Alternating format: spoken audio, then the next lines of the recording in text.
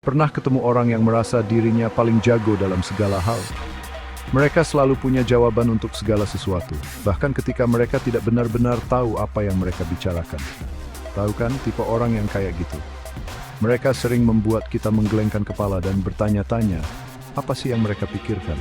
Mereka bisa saja salah banget, tapi gayanya seolah-olah keluar langsung dari Wikipedia. Mereka berbicara dengan keyakinan yang begitu besar, seolah-olah mereka adalah sumber pengetahuan yang tak terbantahkan. Mungkin mereka merasa jago masak, padahal masakannya rasanya seperti bubur ayam misterius. Mereka yakin bahwa mereka adalah koki hebat, tetapi hasilnya seringkali jauh dari harapan. Atau mungkin mereka merasa jenius musik, padahal suaranya bikin kuping sakit. Mereka bernyanyi dengan penuh semangat, tetapi nada dan iramanya benar-benar mengganggu. Kita semua punya teman yang kayak gitu kan? Teman yang selalu merasa dirinya paling hebat dan paling tahu segalanya. Teman yang selalu paling keras, paling percaya diri, bahkan ketika mereka bicara tentang hal-hal yang jelas-jelas mereka nggak tahu. Mereka mendominasi percakapan dan membuat kita merasa kecil. Mereka benar-benar buta dengan kekurangan mereka sendiri. Mereka tidak menyadari bahwa mereka sering kali salah dan membuat kesalahan yang sama berulang kali. Lucu sih, sampai akhirnya jadi menyebalkan. Awalnya mungkin kita bisa tertawa, tapi lama-lama tingkah laku mereka bisa sangat mengganggu. Jadi, apa sih masalahnya dengan orang-orang yang sok pintar ini? Kenapa mereka merasa perlu untuk selalu menunjukkan bahwa mereka tahu segalanya? Mari kita selidiki kenapa beberapa orang merasa lebih pintar daripada yang sebenarnya. Mungkin ada alasan psikologis di balik perilaku mereka yang membuat mereka merasa perlu untuk selalu menjadi yang paling tahu. Siap-siap untuk kata-kata yang agak berat ya, karena para ilmuwan punya nama untuk fenomena ini, efek Dunning-Kruger. Intinya, semakin sedikit yang kamu tahu tentang sesuatu, semakin besar kemungkinan kamu merasa dirimu ahli. Bayangkan saja, ibarat main game Guitar Hero untuk pertama kalinya. Pede banget pas main, pas lihat orang jago main gitar beneran, baru sadar kalau cuma asal pencet tombol. Masalahnya ketika kamu berada di dasar tangga keahlian, jauh, Basket dengan asal mangkrik karyas. Yo terjebak sebelum kengembang ke rotin, disfatising.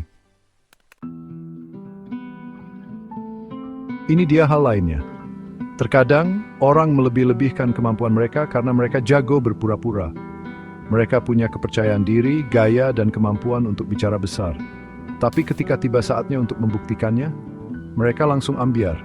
Mereka lebih peduli terlihat pintar daripada benar-benar pintar. Mereka seperti bungkus permen yang mengkilap tapi kosong. Kemasannya bagus, isinya nggak ada. Sekarang kita balik ceritanya. Terkadang orang melebih-lebihkan kemampuan mereka karena mereka memang jago dalam sesuatu. Masalahnya mereka menganggap semua orang lain setingkat dengan mereka.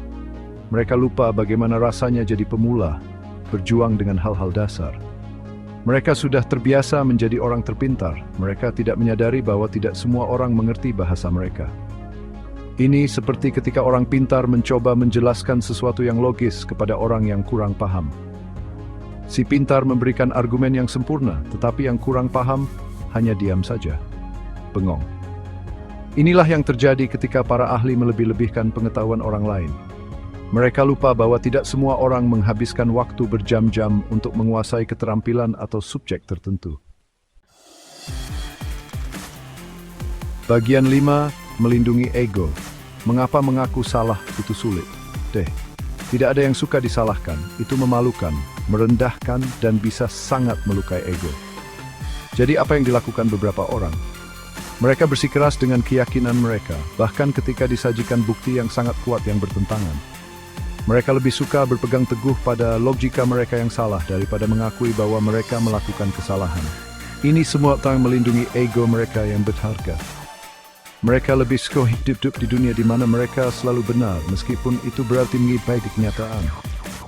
Mereka begitu sibuk berusaha menjaga muka sehingga mereka tidak kenggus untuk belajar dan berkembang.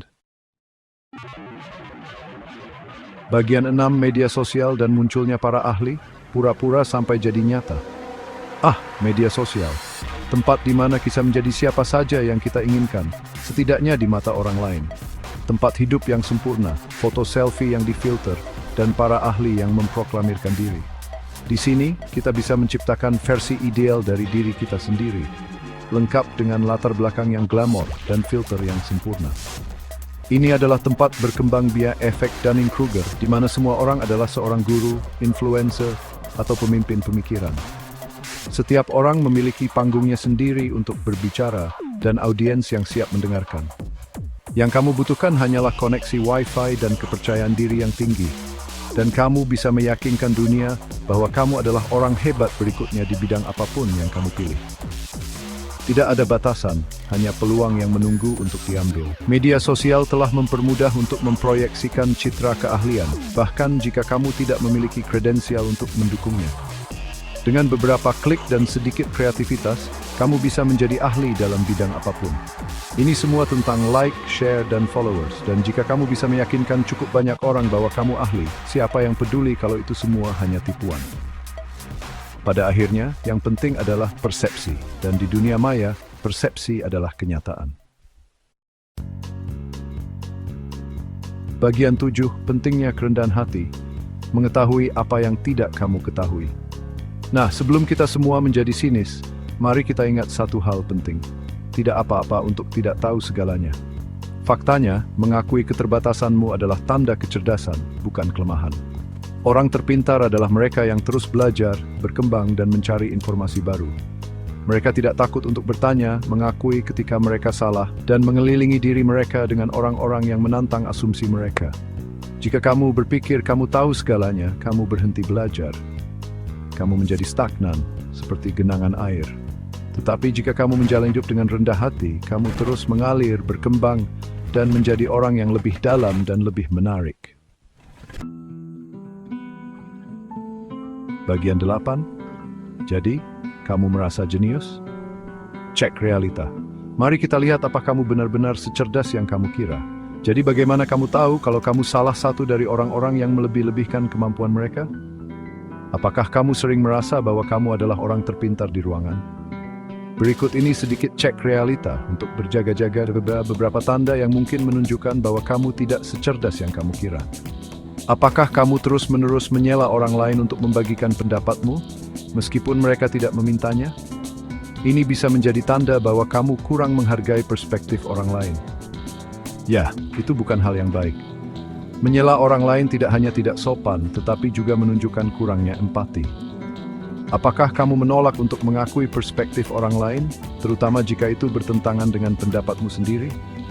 Ini bisa menjadi tanda bahwa kamu terlalu kaku dalam berpikir. Selamat, kamu mungkin orang yang sok tahu.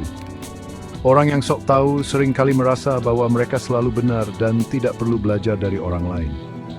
Apakah kamu menghabiskan lebih banyak waktu untuk membicarakan betapa pintarnya dirimu, daripada benar-benar mendengarkan apa yang orang lain katakan? Ini bisa menjadi tanda bahwa kamu lebih fokus pada dirimu sendiri daripada orang lain. Saatnya mundur selangkah dan biarkan orang lain berbicara.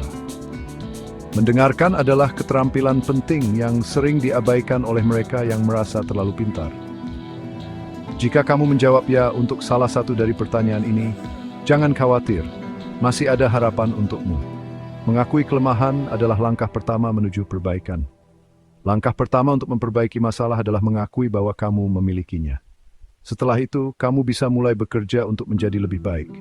Jadi, tarik napas dalam-dalam, telan harga dirimu, dan terus be on the skulden yang tidak baik percaya. Jadi, saya terus bersetujup. Bagian 9, kata-kata terakhir, terimalah proses belajar. Dengar, kita semua terkadang melebih-lebihkan kemampuan kita. Itu manusiawi. Kuncinya adalah mengenali kapan kita melakukannya dan terbuka untuk belajar dari kesalahan kita. Ingat, kecerdasan sejati bukanlah tentang selalu benar. Ini tentang menjadi ingin tahu, berpikiran terbuka, dan bersedia mengakui ketika kamu salah. Jadi, buang egomu, terimalah proses belajar dan ingat, tidak apa-apa untuk tidak sok tahu.